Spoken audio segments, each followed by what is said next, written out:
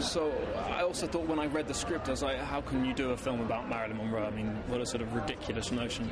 Then I found out Michelle was playing it, and I was like, oh, that's how you do it. That's how you do it. You get someone who is, you know, one of the great actresses of her generation to do it. And it was a masterclass, really. It was an extraordinary thing to watch all the different facets of her, because what you see in The Prince and the Showgirl, which is the film that our film is about the making of, when you see that performance by Marilyn Monroe, you see this lightness and this frivolity and this kind of caprice, I suppose, and yet actually what was going on in her private life at the time was so sort of damaging. So seeing Michelle connect those two things was amazing.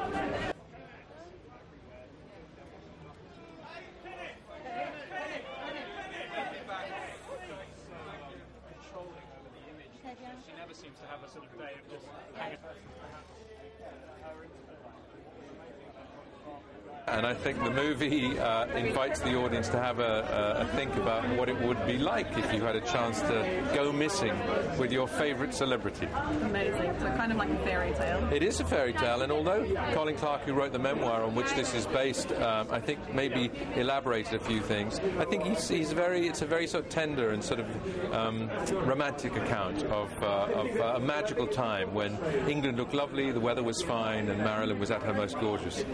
Hello. I hope Larry isn't making you all work too hard. I know what a dreadful slave driver he could be. Are you looking after Larry like I told you? I'm doing my best with him. Marilyn, darling. Larry tells me that you are quite superb. And I am wild with jealousy. But everyone says you are a wonderful Elsie on stage. Oh, but I'm too old to play her in the film.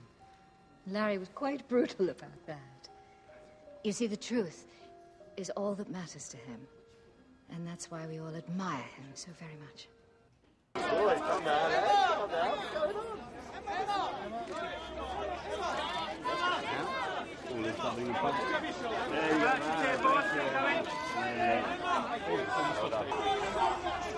Emma, sorry, just a couple straight here.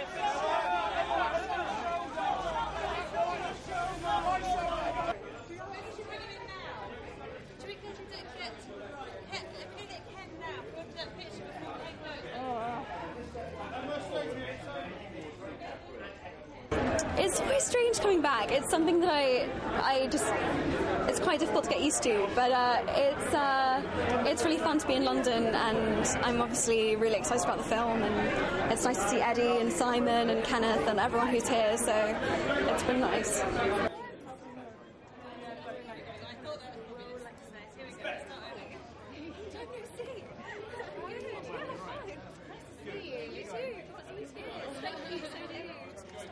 It's an interesting juggling act. It's tough, but I'm really enjoying studying again, and it keeps me sane, and it's just a nice change. So yeah, I'm really enjoying it. Gentlemen, it is my special pleasure to introduce a woman who clearly needs no introduction. A very great actress on her first trip to London. Marilyn, is it true you wear nothing in bed but perfume? Oh. Darling, as I'm in England, let's say I sleep in nothing but Yardley's lavender. I long to see her. This story describes a miracle. Miss Monroe?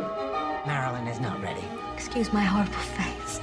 A few days in my life when a dream came true. Are you frightened of me, Colin? No. Good, because I like you. Colin, is everything okay? Miss Monroe had some large packages she needed handled. What is Marilyn doing with my third assistant? Surprise! Get back in! Colin! I have something in my eye. I can't see anything. Be careful not to get in too deep, son. Marilyn Monroe fancying you. Come on. She breaks hearts. She will break yours. I wouldn't buy the little girl lost act if I were you. I think Marilyn knows exactly what she's doing. All people ever see is Marilyn Monroe. What must it be like to be the most famous woman on earth? You could quit this. Forget Marilyn Monroe.